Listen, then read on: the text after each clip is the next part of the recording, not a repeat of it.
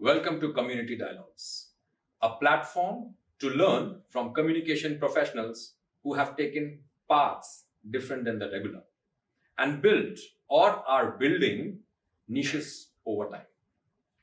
These people, no matter where they are, what they are doing, or how are they doing, are precious and special.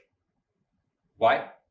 Because their experience has the potential to inspire generations and unlock learnings that accelerate growth for the fraternity. And today, we have with us Amith Prabhu. A lot of us know Amith. To the professional world, he introduces himself as a reputation scientist, co-creator of Praxis, founding dean of School of Communication and Reputation for Post-Graduation, which we also call SCORE. And personally, I define him as a person who thinks big and inspires people across hierarchy. Welcome, Amith. Thank you, Ambuj. That's the kind introduction you made about me. Thank you. Pleasure. As I said, there is a lot that you have shared and done. There are a lot of ideas you have. You have worked on so many firsts, and you always followed your heart. What you have felt is right. I have 3 questions for you. First, what has helped you build? What you have been able to build until now? Second, I have never seen you doubtful about what you want to do, what you want to choose, and you have gone ahead with full heart. What has helped you choose better? And I'm going to discuss with you the art of projecting, positioning, and creating impact for communications professionals. So, Thank you so much. There are a lot of questions, and I'm sure the viewers, listeners are going to get a lot of mixed bag answers from me, but anyway, we'll try. So, what has helped you build whatever you have been able to build until now? So I owe everything in my life to people. I'm a big fan of people in my life. Some of them I've known for long, some for a short duration of time, but people are the driving force behind what I do. Of all kinds. So people could be a young intern who worked for me many years ago. People could be my parents, my friends, my connections, colleagues. People are what drive me.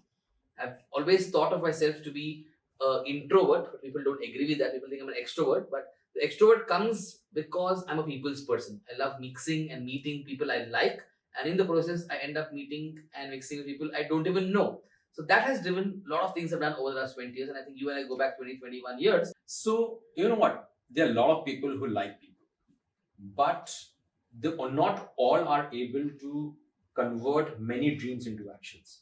What is unique about you and what where a lot of people can learn is one part is people, your love for people, your liking for people, that actually you love interacting. And another part is actually to be able to make people part of your vision and to be able to become part of people's vision.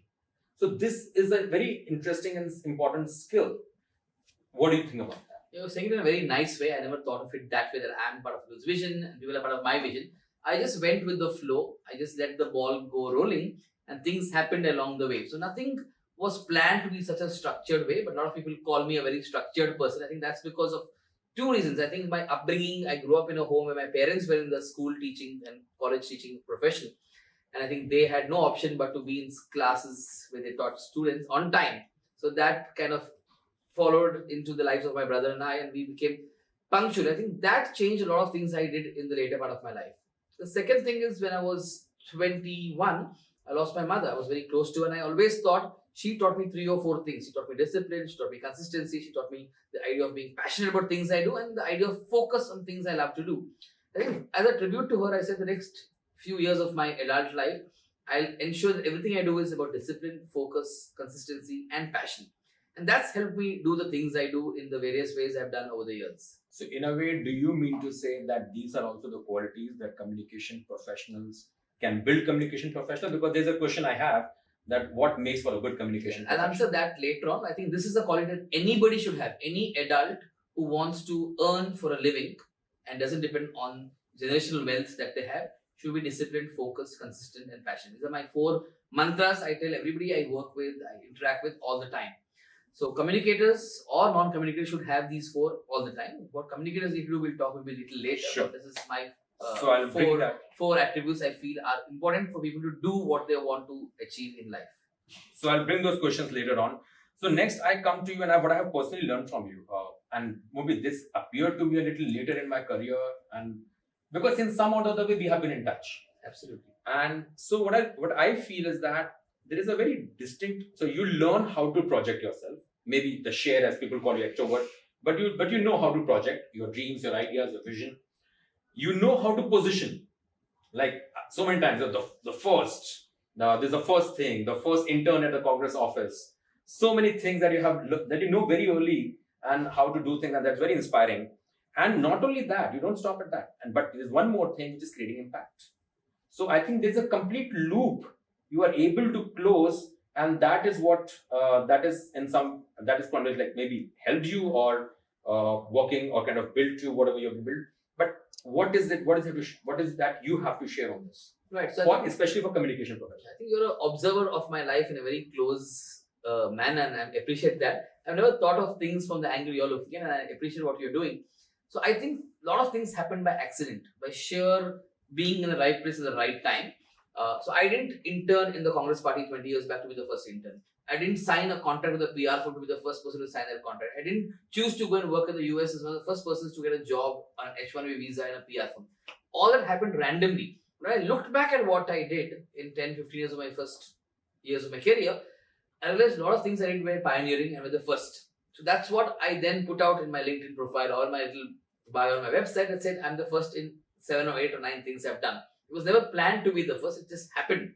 And there are things which I'm not the first, second or third or fourth or last, and I don't put them that way, so I keep them away. But that's what it is. Okay. So I will just ask a little bit even more specific question to you. The question, the idea that even when you were interning for the first time in Congress office, you had this thought in your mind that it's a first. So why not actually just say it out? Yeah. What gives you that fearlessness maybe to put yourself out and say that's what it is? I think I've had this belief that 95% of the things we do in life, we have nothing to lose. 5% maybe when it comes to personal matters for sure, but in the professional world, as long as you're doing the right thing, you're honest, you're hardworking, you're humble, there's nothing to lose. So there are things I've done with the simple belief that I have nothing to lose. So even when I signed this 3-year contract in the PR for which I began my career in and then you joined, I said there's nothing to lose. What will happen at the most? They will throw me out before 3 years. I'll figure out at the most. I'll have to struggle for 3 years. If things don't go well, I'll figure it out. So I go with this belief that 9 out of 10 things that we do is nothing to lose. So that keeps me going and making things happen, and therefore that fearlessness and thinking that okay, I'll do it. Let's see what happens. Yeah. I think there's a very, very inspiring, or rather, some great learning for communication professional. I'm focusing on communication professional because maybe that's the domain we are in. Yes. We both know that depths of the domain very well. You have been engaging with a lot of talent over all these years. You are teaching. You are a teacher. You don't teach in one institute, maybe many institutes as well. You go for sessions and visiting faculty, or maybe engaging with students. Young talent you have been grooming. So 20 years, maybe 10 years back, you kind of floated score. Of course, 10 years of young talent. How do you think, why do you think people or young talent or many people are not able to take this aspect, I don't have anything to lose? Again, it's a belief system that comes from two places. It comes from where you grew up, your upbringing, your parental guidance, that's one. And second is things you observe and see as you grow into becoming an adult. So like I said a little earlier, there were two things that helped me do a lot of things in my adult life.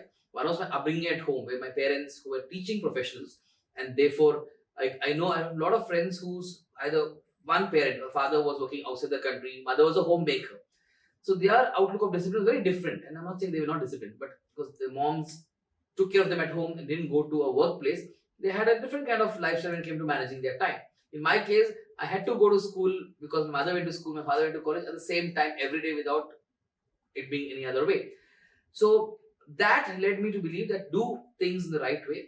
As long as you know you're doing it the right way, there's nothing to lose. So that just happened to become a mantra, and I'm saying it now. I don't say this word nothing to lose otherwise, but because you're asking this question, I'm saying it, and it just became a part of my life. And then as I grew into an adult, I said I used these 4 words earlier: discipline, consistency, focus, and passion. I think those are 4 random attributes I picked up over a period of time without even thinking of those 4 words. When I look back at my life in the last 10, 15, 20 years, I feel these 4 helped me to do what I've done.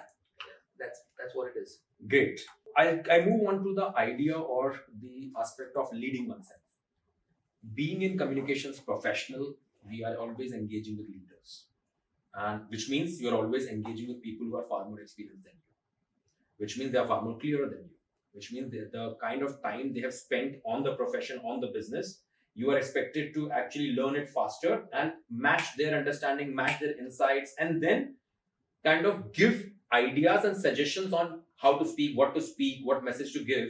First of all, the question is, do you think that today's the talent that is coming is actually understanding this? Understanding the fact that they have to deal with older, senior, more experienced people and deal with them at their And level match. to some extent, match them, right? And have the clarity of thought. Yes and no. It's a valid and good question. I think when I began my career 20 years ago, I think my generation of working people in the field of communications had a better understanding of this being a very important factor. I think today's generation has grown up on a very different diet, Yes. and I'm talking of not food, but talking diet of digital marketing and social media thrown at them, television shows thrown at them, OTT platforms thrown at them. So they've grown up on a very different diet. So I think, like I said, nothing to lose in this approach of mine. A lot of them, the youngsters today, feel there's nothing to lose if they do things the way they want to do. So they don't think, unless they've been told, that they need to match up to a certain senior person's acumen when it comes to business thinking and business conversations as well. And I see a lot of business leaders, especially in PR firms and corporate communications, who feel that why is the young talent not like they were when they were young 20 years ago? And the only answer is, when we were growing up in the 90s and 2000s, we had very, very limited distractions. Yes. Today, distractions are much more in all ways. So the youngsters today are choosing one of the two paths to say, hey, I'll get completely sucked into distractions and do things the way I have to do. Or no, I've seen some role models, maybe my own parent, maybe my own uncle, my own cousin, who's older to me and done certain things in a certain way, and I'll follow that path. Yeah. So there are those who are following that path, and therefore there are those few who are reaching certain heights the way we used to 15, 20 years ago. And there are others who say, I don't care, I'm happy with what I'm getting. My parents both earn enough money, so they support me and I live. That's how people look at it. So let's talk about those who want to grow. Right. Let's talk about those who want to grow but are still kind of scattered. As you said, we are bombarded. We have never ever before, at least in the living history that we are part of, we have seen so much of bombardment of messaging and distraction and kind of completely sucking up into the digital world. We have never seen that. Right. So let's take those people who want to grow. Correct. How these people can inculcate these aspects of discipline, focus that you just mentioned, can actually, and this is not I feel this is not only for the young professionals, it's also for senior and middle level professionals. True.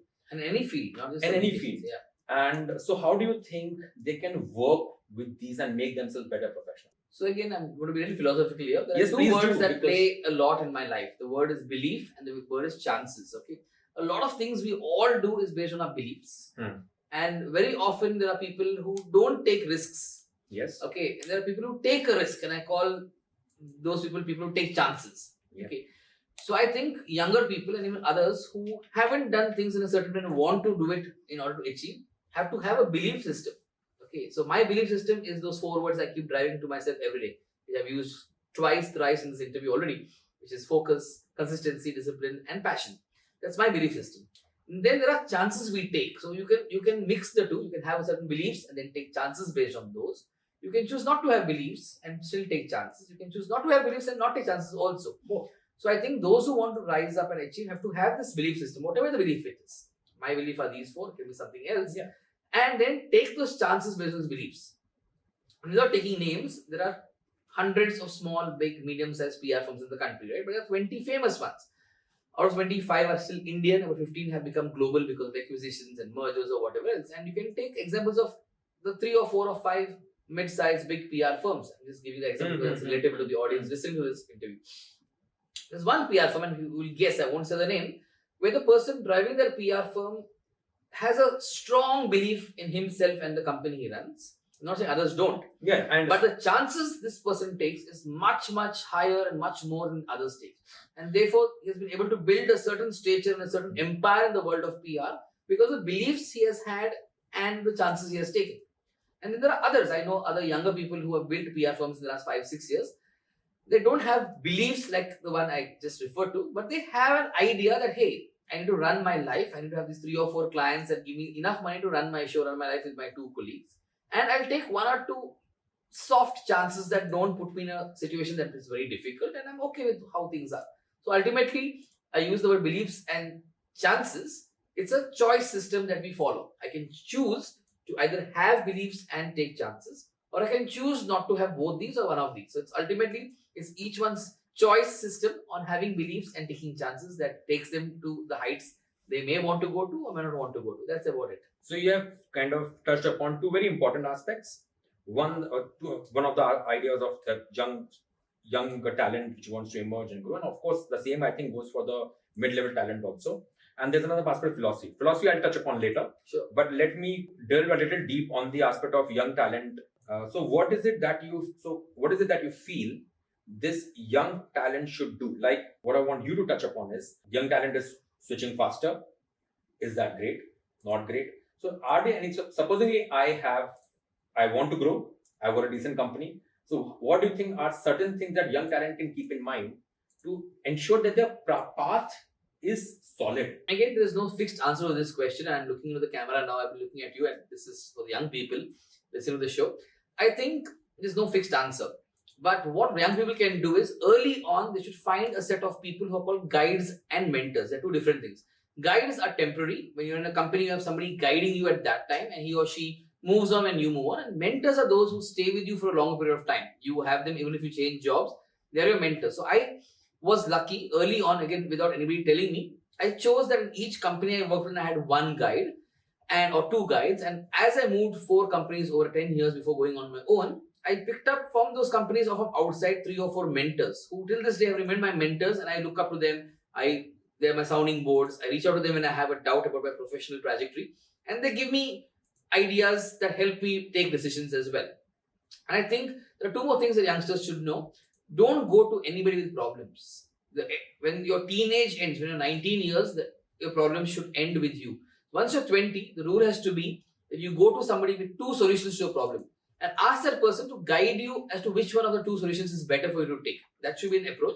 And I think my first job 20 years ago, I had a CEO, very interesting man. Again, you can guess from the company I worked with. I can say his name, but I'll keep it a suspense. He said 3 things to me at different points of time. He said, don't think you're letting somebody else down if you do something wrong. You would never let anybody down. You only let down yourself. So he said, do everything not to let yourself down. The second thing he told me is you can make any number of mistakes, but only once one kind of mistake. You can't make the same mistake a second time. No one will forgive you. And I was like, wow, I thought of it deeply. It was really, really meaningful. There was a third philosophy he shared with me, but these 2 stood with me over a period of time. And I said, wow, I can make a mistake, but not the same mistake a second time. I can make many new mistakes, and it's fine. And I should not think, oh, if I'm making something in an incorrect way, I'm going to let my boss or my client or somebody else down. That doesn't happen. I'm only letting myself down if I make a mistake. And then these 2 things have helped me remain focused, consistent, disciplined, passionate over a period of time. These 2 ideas that I was told long back. And I think anybody can pick up these ideas and do things in this way. I will touch upon another aspect, is mentoring. What is a good mentor in communications domain? Because I personally feel communication is a very different domain. What makes for a good mentor, and how can people identify a good mentor? Interesting question.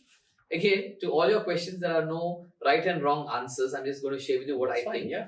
So, who is a good mentor? A good mentor is somebody you can trust, and there can be XYZ that Amith trusts, and that same XYZ another Arjun may not trust. So, first is to have a deep trust with that person. Second is that mentor should be somebody who listens to you. Okay, because there are times that you feel, hey, you want the mentor to give you advice and guidance, but unless the mentor listens to you, he or she won't be able to give you the guidance and advice you want. So the mentor should be somebody you trust and somebody who listens to you. So like I've changed some mentors over a period of time because I felt some mentors didn't listen to me and didn't understand what I was going through and just shared what they felt, and that's fine. They remain my guides. And there are people who listen to me and then give an analytical or a logical answer to a problem I would have, or help me choose one of the 2 solutions I went to them with. And those remain my mentors over a period of time. And I have 2 or 3 of them that I think of as mentors, and they've evolved over the period of time. Okay. And what makes for a good mentor? I said the mentor should be somebody who can build trust and should listen. So that's what I said. So if these 2 are qualities a mentor has, then you can choose that person as your mentor, and that person is a good mentor. Trust and listening abilities. So there's always a case, and I think somebody who's very interestingly, maybe one of the very senior leaders in the industry we have also worked with, and I also worked with, he said that don't add make the experience as number of years. Don't add the experience counted by 10 or counted by 12. Like, don't have 1 years of experience multiplied by 10. Okay. It's like you are not improving. Okay. Okay. So do you think that the ability to go out and experiment, as you said, risk, do you think people who have taken much more risk are good mentors, have the better perspective?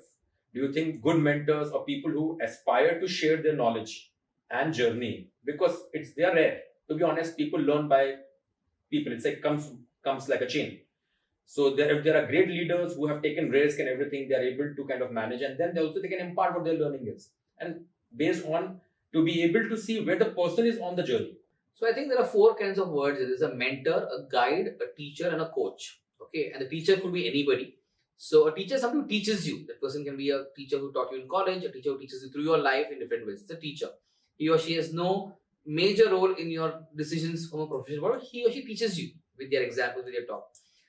A guide is a person who can be your boss at some point of time, and he or she is guiding you as your boss or misguiding you sometimes because a boss is not the best boss. Then there are mentors and coaches. So coaches are people who are professional. There are a lot of coaching programs. People get certificates in coaching, and we know a lot of them in communications will become coaches. A typical coach, my understanding, is somebody who asks you questions. The answers which you give help you rise in life. So coach's job is to ask you questions. Where the mentor is the reverse. Mentor is the person you go to with questions, and the mentor is trying to give you some answers. So the difference between a mentor and a coach is a mentor is somebody you go to with questions, and he or she is giving you answers. Whereas a coach is somebody who's more professional in this aspect, who gives you questions and you're answering those questions, and in that way you're helping bring out the best out of yourself. And there was a person, again I'm going to keep names a few, who put a Facebook post about 6 years ago and said, I'm becoming a coach, and as part of my learning to become a coach, I want 6 volunteers to raise their hands and I would like to coach them. So I had not known what a coach does. So I reached out to this person on Facebook when that post came, and I said, hey, coach me. I want to see what happens. He said, are you open to going through a 3 or 4 months, rigorous 1 hour conversation with me every month for 4 months? I said, yes. And the person said, I'm going to ask you questions and you're going to answer those questions, and that will help you go to the next level. Are you open to that? I said, absolutely. And I realized in those 4 months of those few interactions I had, I think in 2017 or 18, she asked me questions about my objectives at the business I ran, my goals with the business I ran, and nobody had asked me those questions ever. And the answers I gave her led her to make me commit to myself that I was going to grow my business 2-fold or 3-fold in the subsequent years. And I used the advice that came from the questions she asked me to take my business. And I owe it to her to an extent that till then I was happy with what I was doing. But that coach, which happened by accident, I never wanted to reach out to a coach, led me to do things that helped me grow my business more than I had imagined prior to that. So that's a coach's job. Whereas mentors are people I go to, I have 2 or 3 of them, I go to them with questions that I have and say, hey, give me answers, or here are the answers I also have, help me choose the right answer. So I think that's the difference that youngsters have to figure out. The coach is somebody who asks you questions that helps you do better. A mentor is somebody who gives you answers in order to make you do better. I come back to which I wanted to kind of ask you later, but I think the right point right now, right time to ask the question is now. The aspect of philosophy. You say you're going to get into philosophy, but even I personally feel that philosophy has a lot of answers and a lot of perspective in which communication professionals can groom themselves and learn from it. True.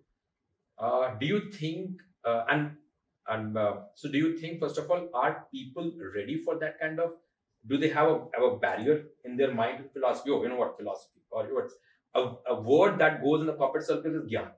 Oh, gyan there. Do you think these kind of perceptions are anyway inhibiting our growth? I think it's a issue or a matter that happens across professions. I mean, yes, of course. Yeah, so it's not just the communications, but you're right. Communications has a more closer connect to philosophy as a concept, because a lot of communication comes from philosophy, and a lot of philosophy is translated to the world through communications as well. So I think there are people who don't care and say, okay, I don't care about philosophy, I'll do what I'm doing. There are people who care that philosophy matters in the realm of communications that I operate in, and they use some philosophy to do well in their communications role that they have. So that's how it is. So it's a choice again that people make to accept it or not accept it.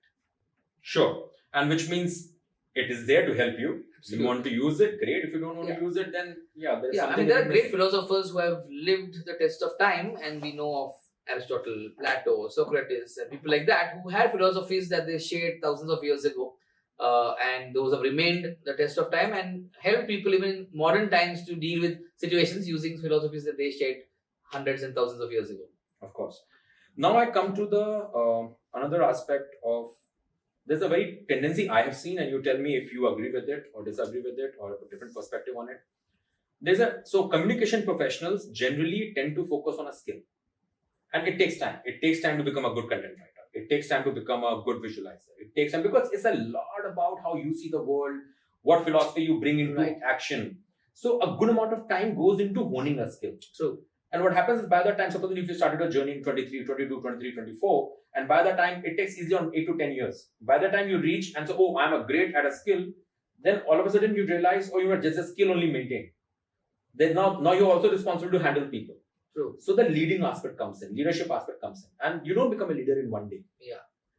This personally, I see that this is a very strong tendency in communications people, which actually creates a hurdle in them becoming great communication leaders, and also pose a hurdle in the mid-level professionals.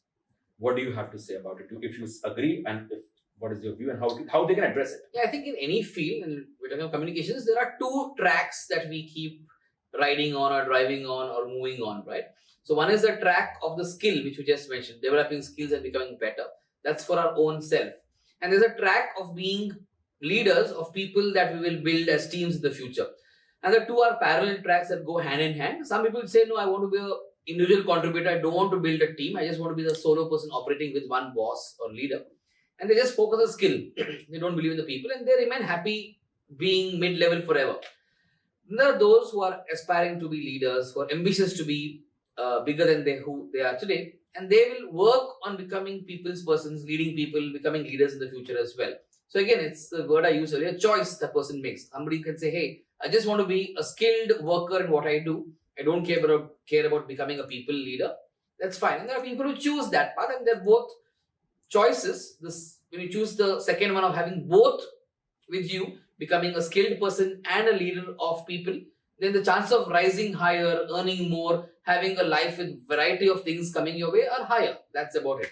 Why I actually stressed upon this aspect of skills, there are two or three ways, like two or three, we couldn't say job profiles, so the aspect of role profile of a communicator. You rise in skills, great, but then you start writing for leaders. Isn't it? There's an imperative. You write for leaders all the time, then you have to consult with them, because not all leaders are great communicators. They depend on us. True. So, till the time, we'll only keep on playing the skill game. Because to write for a leader, we have to think like him. Right. We have to start thinking like human beings. We have to start thinking what interests, what are the gaps, what are the strengths, what are the weaknesses, how does one, which means interest in human beings. Right. So, which means inevitably we have to be part of people's life.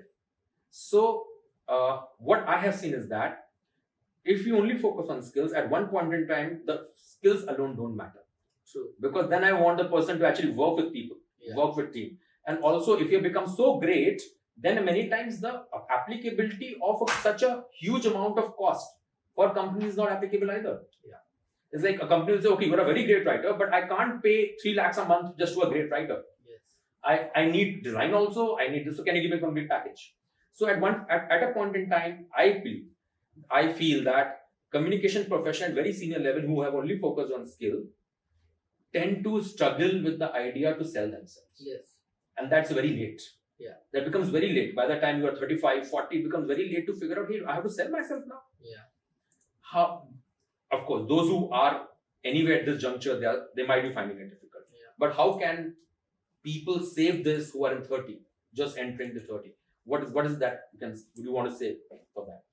So I would use, I just coined this on the go. I would say W.R.I.T. You said the word writing content. So I say because of the word W.R.I.T. I think every communicator needs to focus on the W of W.R.I.T., which is writing, needs to become a good writer. The R is reading. I think a lot of communicators don't read, and I'll come to the last one. I is interacting. You need to interact with people beyond the world of communications. T is travel. I think we miss out. For me, the best university of my life has been traveling.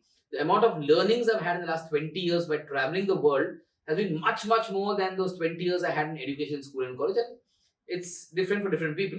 And the E is the exposure. Exposure is nothing but trying to meet as many new people as often as you can. So I say write, read, interact with people beyond your domain area, travel, and get exposed to people at all levels in your communications domain.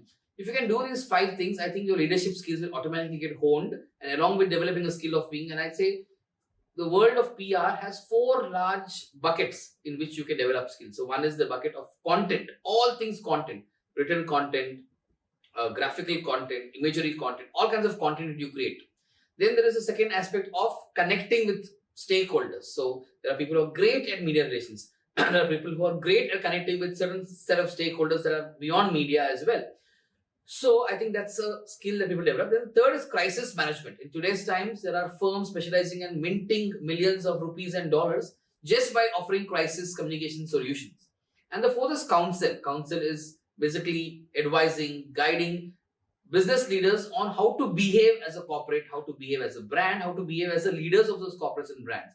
So I think skills are in these 4 areas of content, connect, crisis, and counsel. So that's one aspect. And then to be a leader, write more, read, interact, travel, and expose yourself to people who you otherwise wouldn't do in your own field at different levels, at different horizontal and vertical levels that you can.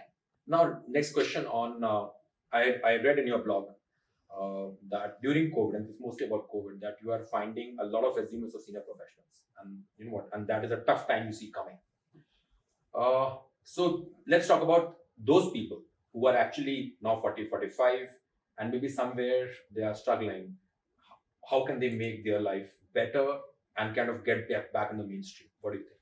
So I think across industries, across professions, across various domains, there is a problem of ageism that is happening. Okay, and we can't deny it. It is happening.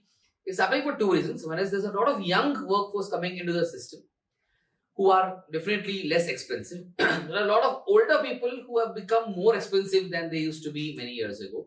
So companies are becoming sharper, smarter in managing costs. So if they feel that a senior person is doing something for X amount of money and a younger person can do the same for half the money, they're trying to let go of that senior person to save costs. That's happening. And then the senior person who was at a certain salary, let's say 1 crore per annum, he or she is now getting another job of that 1 crore. By that time, he or she may be in their early 50s. They've decided to send their child to the US for education. They've bought a second or third home which has an EMI. They bought a luxury car which has an EMI. They're hoping, okay, till I'm 60, I'll keep working and these EMIs will be paid for by my salary. And those EMIs are not being paid for because they've lost jobs or got laid off, not because they're not competent, because their companies want to cut cost. And that's becoming a big challenge, no doubt. So my only advice is don't behave and think that, oh, if I have a job of a certain salary, it's going to last forever. You have to be prepared for a plan B and plan C in these trying and difficult times. And yes, a lot of senior people are missing out on opportunities because they are hung up on getting either the same salary they got in their last job or higher. I think if you got a higher salary, that was a great thing for you. You should be open to going to a lower salary because otherwise that job won't come your way at all. And it's a, again, choice you have to make of being stuck up on waiting for that big job to come your way.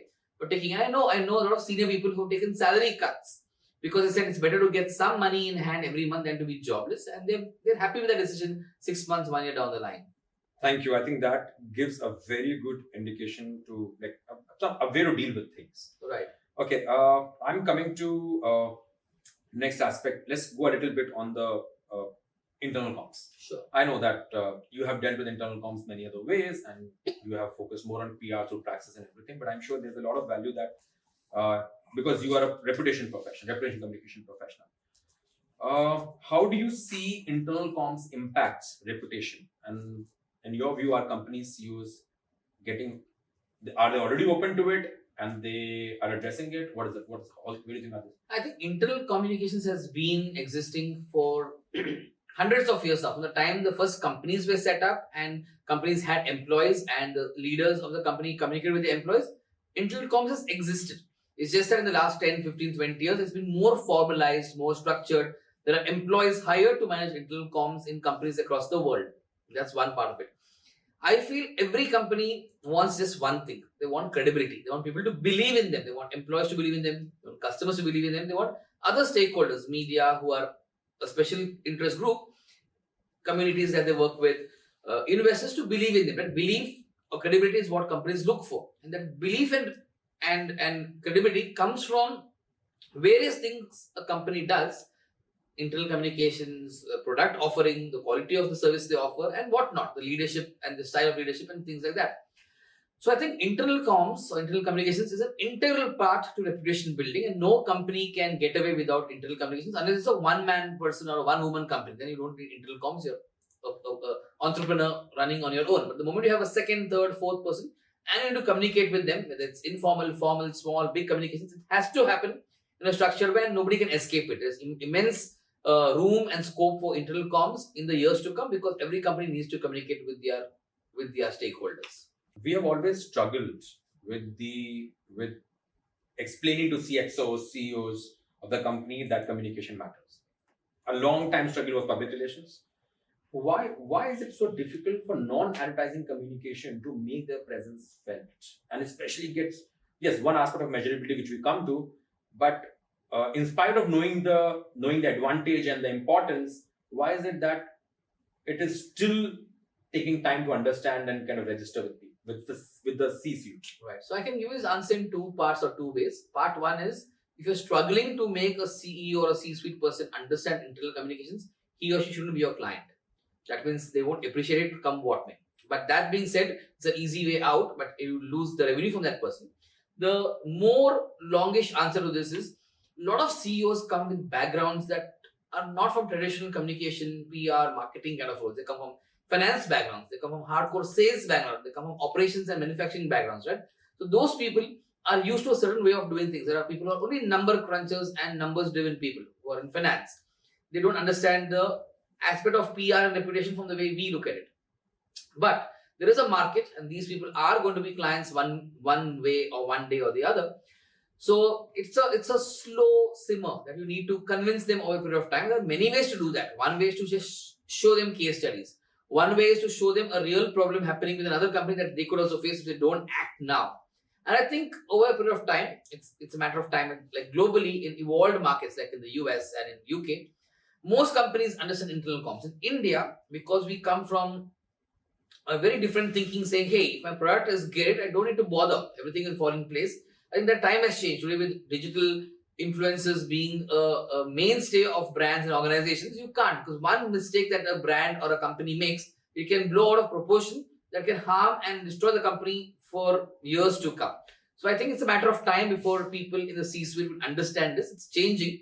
A lot of people who come with backgrounds in chartered accountancy, in hardcore finance, don't care too much about the idea of public relations or reputation, because they feel, okay, I'm a numbers person. As long as my numbers are in place, nothing else matters. And that's going to change over a period of time. That's my understanding. In one of the articles you said, great organizations are built on passion, people, and power. Right.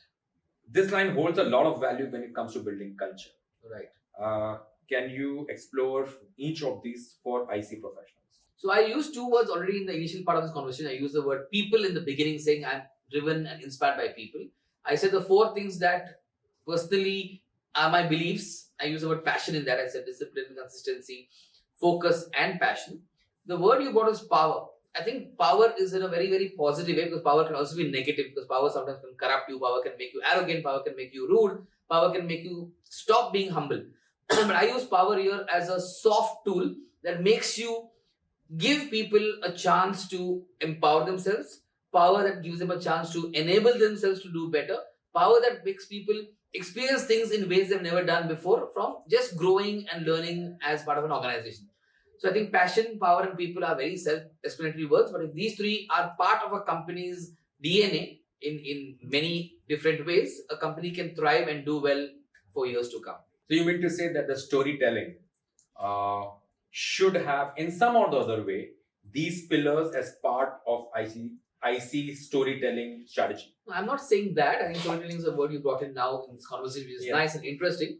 I'm not saying that at all, but yes, because you're bringing it up, I think good storytelling will only happen if a company has good people, it has a good set of passionate team members with those leaders at the top, and they use power in a very responsible and smart way. And then good storytelling can happen. There's no question about it. Absolutely. So not only you do it, but you also tell it. Yes. All three. Absolutely. Now moving on to the changing times. There's one more question on the leadership which I'll come later and ask you. But let's move on to the changing times. And there are two ways I want you to look at it. One is the upcoming time, whatever geopolitics, geoeconomics that I research and I read about is going to be very uncertain. What do you think are the challenges it throws to the leaders?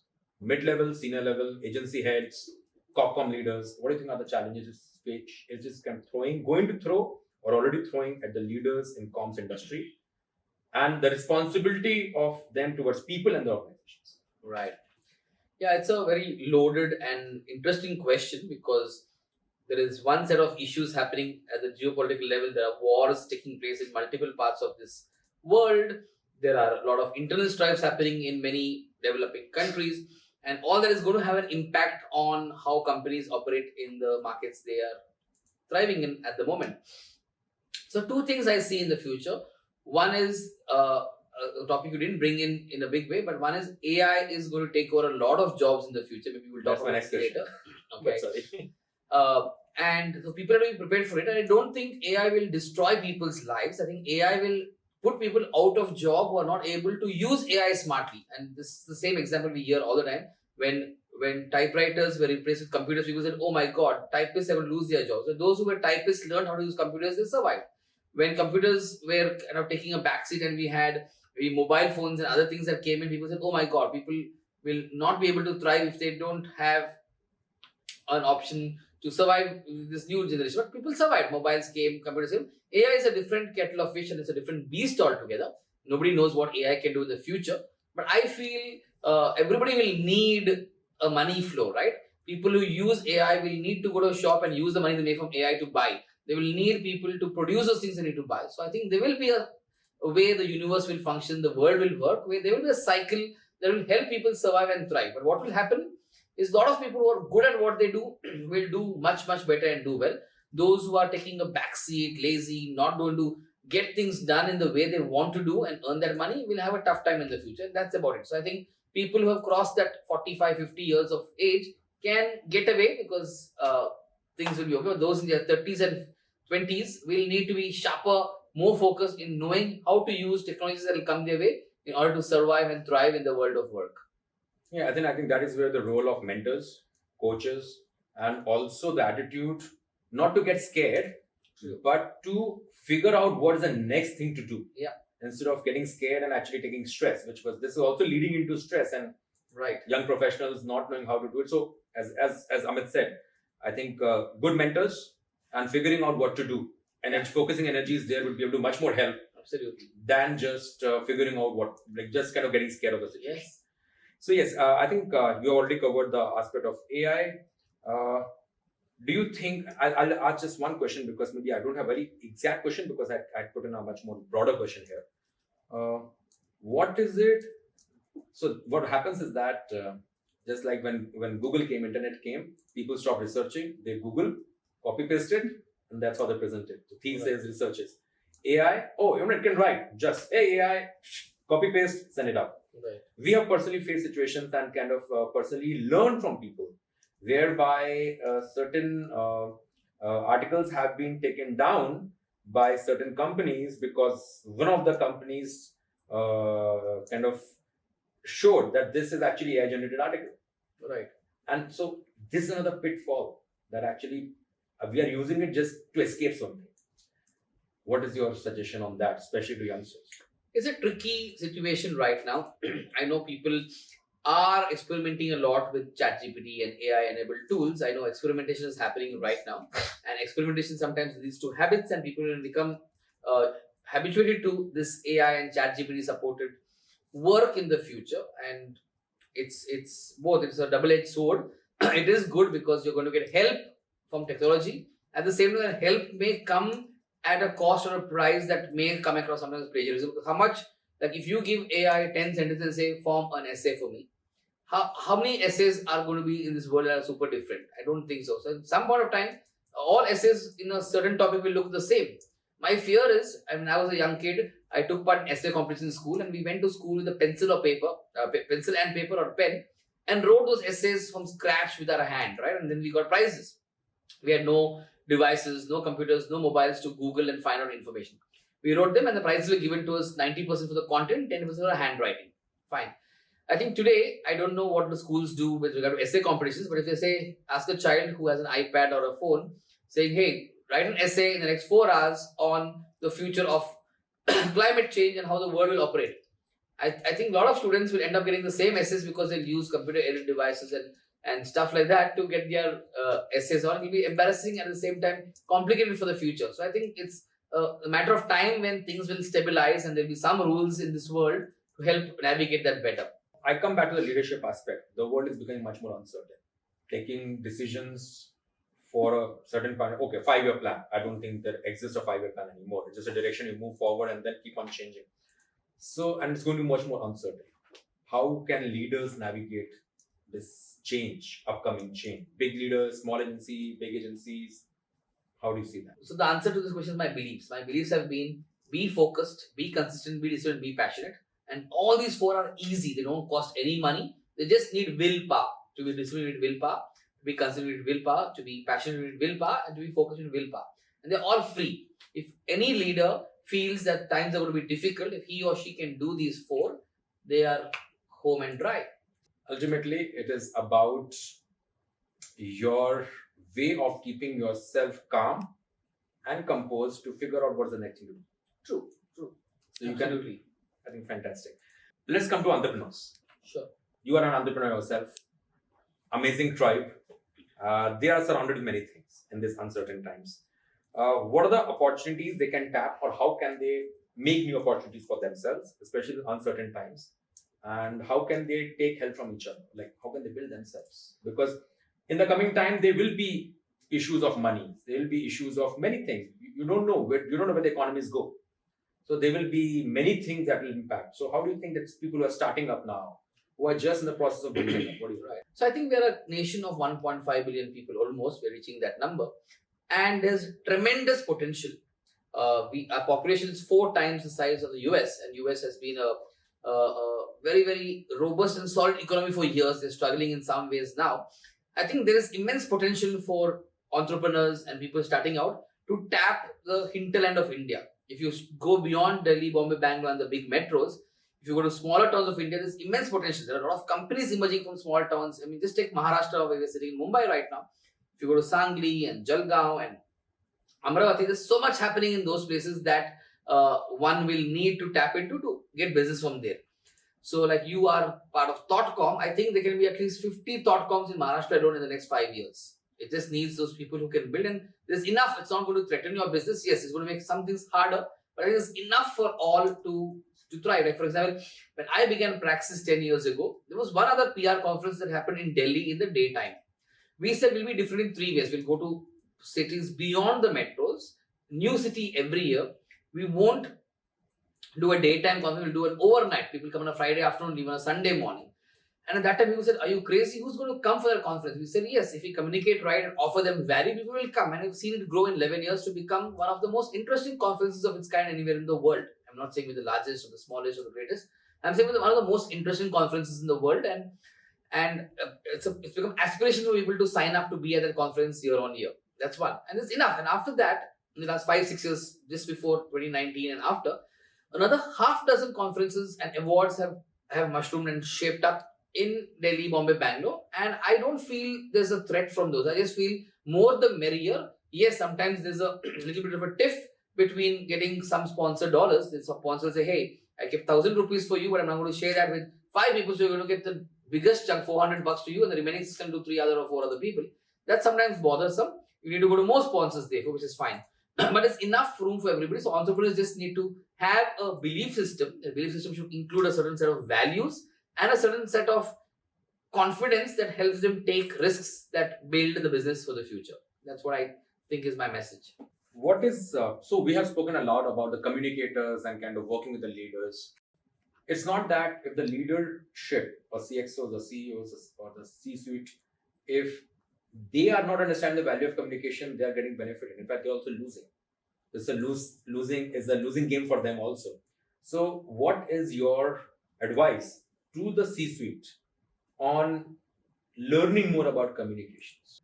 First, I think we shouldn't give any C-suite advice free, of course. So if you're listening to this podcast, they shouldn't take this advice which is coming free. Of course, my advice is hire people, hire experts, hire consultants, pay them a fee to give you advice. But because the question says, what is your advice to C-suite to numerical communications? I would say read more books on communications. There are very many books. I'm not referring to the only book that I was part of last year or this year. I'm saying books across the world, one. And talk to corporate communications and PR people in your company if there are, and outside, to learn from them what is the value they're going to add to the organization. Talk to them, understand, question them, and there's lots you can derive from getting answers to these questions from them. So I would say read books, talk to people, and I'll go back to W.R.I.T.E. CEOs and C-suite also need to write small things, if not lots, read, interact, travel, they do any which way, and get exposed to people I just mentioned in the comms, PR domain. And that will help them in a big way in the long term. Talk to internal comms people as well. So when I say PR and comms, it covers everybody. Absolutely. I don't look at internal and external as separate. They are different areas of work, but everybody comes under the big umbrella of. I was just kidding. Yeah, absolutely. No, I get your point. So right, thank you so much, Amith. It has been such a pleasure to talk to you. I'm sure that I'm still thinking of so many questions that are in my mind. Maybe some other time, some other day. Until then, absolutely.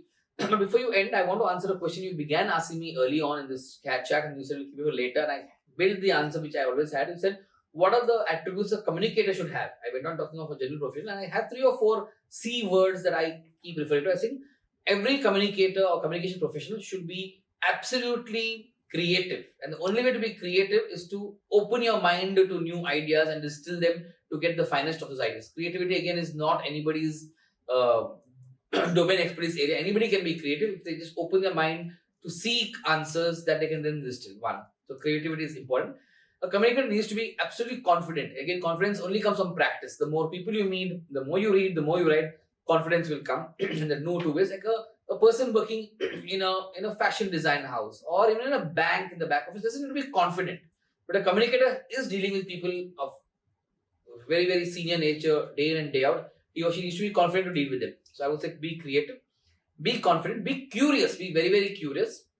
I said it somewhere else or maybe in this talk earlier, that if you're not reading hard copy newspapers every day, you can't be in communications. You can't say, oh, I get my app, I get my phone, I get my laptop. No. The magic of being in communications, at least for another 10 years in this country, in India, will be hard copy newspapers. Newspapers and print are not yet going out of fashion. So the hard copy will give you a different perspective than what a soft copy does in multiple ways. So I'm going to say be curious. I said be confident, be as creative as you can. And the last thing is be as collaborative in your approach to things you do. Communications people are actually chief harmony officers in a way. And the only way for them to thrive, whether internal, external, is to be as collaborative in your approach. And I think internal comms does that in more ways than one, being collaborative. So if you're collaborative, you're curious, you're confident, and you're creative. And all these can be honed. These are not skills you have to be born with, or you have to do too much of investment to get them. It's only through practice and by thinking and reading. You can do well in any aspect of communications, be it internal, external, dealing with government, dealing with media, dealing with stakeholders of any kinds. It's possible. That's my 2 cents on this whole idea of what are the attributes for a communicator. Thank you so much, Amith. Thank you so much, Amith, for such a lovely words, thoughts, ideas coming from your experience of 21 years, where you have dealt with so many things, met so many people, and kind of squeezed in your learning in such little nice words. So thank you. Until we meet again. No, thanks to you, Subesh, and others at .com for having me on this show. I told you when you called me a few weeks ago, I don't think I'm worthy of being on the show, but you said, no, you feel I should be on it. So I said, I'm not trying to be difficult, but if you feel so, I'll be on the show, and I'm grateful. I hope those listening, viewing this show find at least 1 or 2 things that are beneficial and useful for their lives. If you don't find my THPR is my Twitter handle, just give me brickbats there and give me feedback there. I'll improve and do a better job next time. Thank you so much. Thank you. Looking forward to another session sometime when we catch up again. Thanks, Ambuj. Next year. Thank you.